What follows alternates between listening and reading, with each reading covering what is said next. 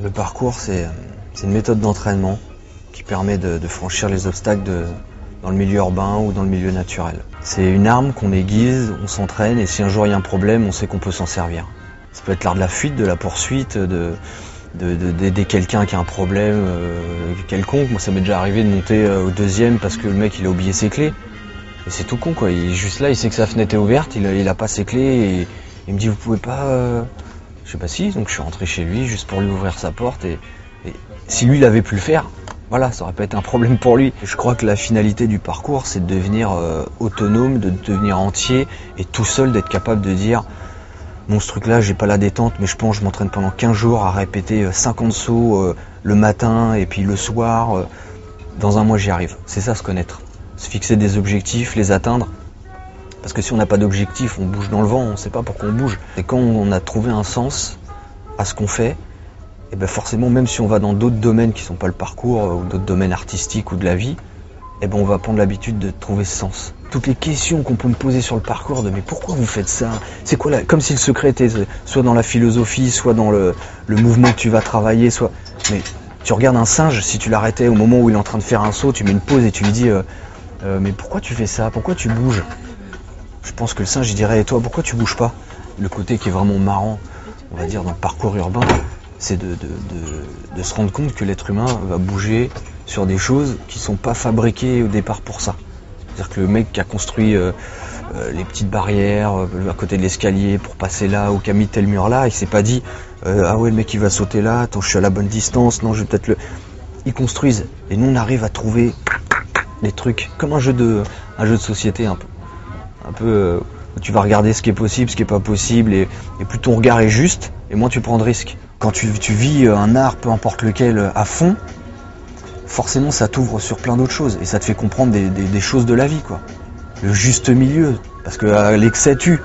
Donc c'est pareil, mon grand-père me disait toujours ça, il faut user mais pas abuser. C'est des phrases qui me reviennent tout le temps dans des moments où des fois je me pose des questions et je me dis mais c'est vrai ils me l'ont dit. Tu peux pas faire le fou constamment. Tu peux pas jouer avec ton corps comme ça. T'es à un moment obligé de suivre une règle et il y a des lois de la physique qui font que voilà, t'as beau te dire ouais j'ai pas peur, tu sautes pas de 10 mètres. Tu peux pas sauter de 10 mètres. Donc t'es obligé de respecter un entraînement. Et c'est l'entraînement qui va te dire je me sens bien, je peux me dépasser et de savoir jusqu'où t'as envie d'aller. Je me rends compte qu'entre tout ce que mon père m'a transmis et tout ce que j'ai appris sur le terrain, je me rends compte aujourd'hui qu'il m'a pas menti.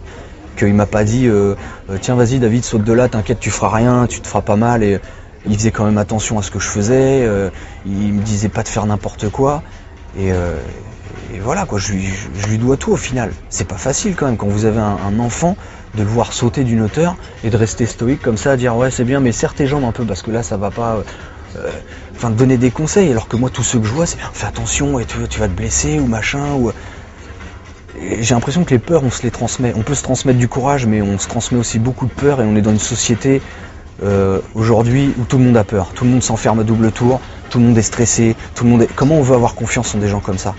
Et si aujourd'hui la nouvelle génération apprend des choses où ils apprennent un peu à avoir du courage, la confiance en eux, c'est les futurs pères de demain. Donc ces gens-là, quand ils auront 30, 40 ans, ça sera des gens de 40 ans, mais qui auront fait du parcours, qui auront eu ces valeurs, donc ils transmettront encore autre chose à leurs fils. Que mais pas ça, fais attention, mets ton blouson, tu vas avoir froid, monte pas là, tu vas tomber. Parce qu'à force de faire ça, on fait quoi? On peut rester chez soi, enfermé, et puis là, il nous arrive rien. Mais je crois que la vie, elle se passe dehors quand même. Donc si on a 2 jambes, des bras, c'est pour grimper, pour aller voir ce qui se passe, et pas pour rester enfermé, sinon on serait comme des arbres. Il n'y a pas de plus fort ou de plus faible. Ce qui est important, en fait, t'es fort dès le moment où tu vas jusqu'au bout pour la cause que tu défends. Demain, tu te bats ou t'as une embrouille, si ta cause est bonne, tu gagneras toujours, même si physiquement t'as perdu. Le gars il t'a descendu physiquement, il t'a cassé les jambes, tu dis ouais tu m'as battu physiquement, mais je reste toujours dans ma tête, tu peux pas rentrer dans ma tête et changer ce qu'il y a dans ma tête. Si moi je te dis que ça c'est comme ça et que je suis sûr de ça, tu ne bougeras pas ça, et c'est ça qui est important. Donc maintenant dans le parcours, tu peux te blesser, tu peux avoir quoi que ce soit, mais c'est pas parce que même moi personnellement demain je me blesse dans le parcours, ça peut m'arriver, et je croirai toujours aux mêmes valeurs. Parce que même les animaux, ça leur arrive de tomber aussi. Ils font des chutes, sauf que quand ils se plantent, voilà, c'est pas du béton, quoi. Ça se rapproche vraiment des arts martiaux. Dans la méthode de s'entraîner, dans la volonté de répéter un mouvement, une technique, on va dire, c'est collé aux arts martiaux, je crois.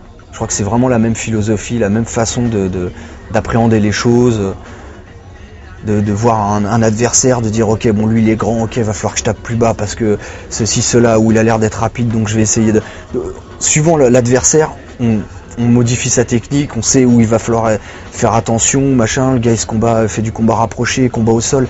Quand tu arrives sur un obstacle c'est pareil.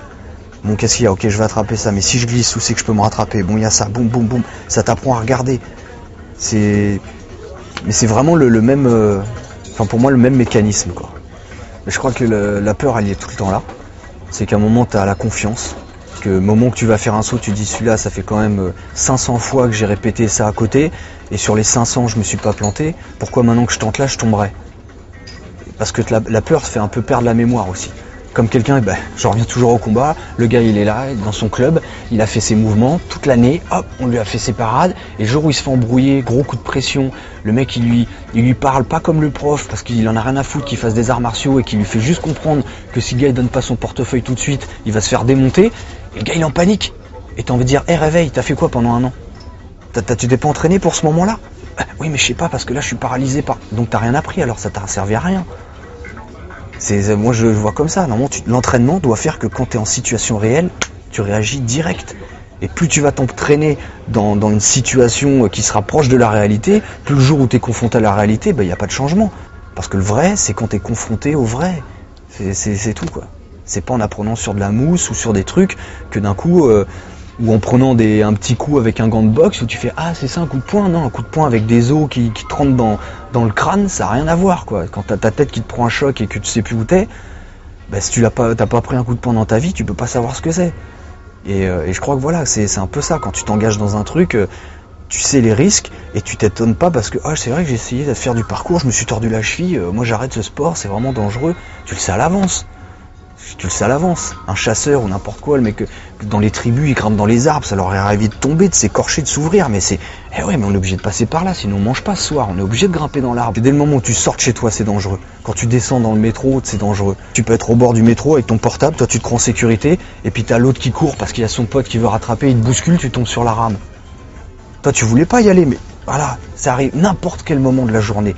Donc quand t'as compris ça, c'est le jour où tu dois partir, tu pars. Donc à un moment fais les choses et vis ce que tu dois vivre et arrête d'être dans des frayeurs. Ah non il faut pas faire ça parce que le gars non moi je fais pas de voiture, moi je conduis pas parce que ça peut être dangereux la voiture, il y a plein d'accidents et puis tu traverses la route, tu te fais renverser. Le gars il s'enferme à double tour chez lui pour pas qu'on rentre et puis il y a une fuite de gaz, tout l'immeuble explose. Il n'y a pas vraiment de trucs à faire pour se protéger du danger ou prendre moins de risques. La vie c'est un risque déjà. La vie c'est un risque permanent. On prend des risques tout le temps. Quand on parle avec des gens, quand on s'engage, quand on donne sa confiance à quelqu'un, on prend un risque. Donc le truc c'est d'être prévenu et puis de vivre avec. Mais les gens qui regardent, ils disent t'as vu il est sur le mur de l'école et tout, il répète, il a pas le droit d'être là. Oh là là. C'est les gens qui te donnent cette impression que tu fais un truc interdit, mais toi tu dis à quoi là? Là un chat il vient ou un oiseau il se pose sur le truc, tu vas pas lui jeter des pierres. Pourtant c'est un être vivant, il a un cœur à l'intérieur. Pourquoi juste parce que moi je suis une personne et que je peux parler, là vous allez me dire tu sais que t'as pas le droit d'être là, qu'est-ce que tu fous sur le mur je sais pas, et toi, qu'est-ce que tu fais à me regarder, toi? Si tu tournes ta tête, en fait, là, et que tu marches tout droit, tu me vois pas. Je te gêne pas. Donc, fais ta route, va là, si t'allais chercher du pain, va acheter ton pain, rentre chez toi, et puis, qu'est-ce que t'as à rentrer dans mon truc? Et en plus, quand tu me parles, tu me perturbes, et ça se trouve, je vais faire le saut et je risque de me planter à cause de toi. Parce que tu m'as énervé à rentrer dans ta discussion, je me concentre sur mon truc, je te regarde, je saute, bam, je me blesse. Et là, tu fais quoi? C'est toi qui vas venir, qui va m'emmener au secours ou machin? Donc, si c'est pas ce que t'as à me dire est pas plus important que ce que j'ai à faire, trace ta route.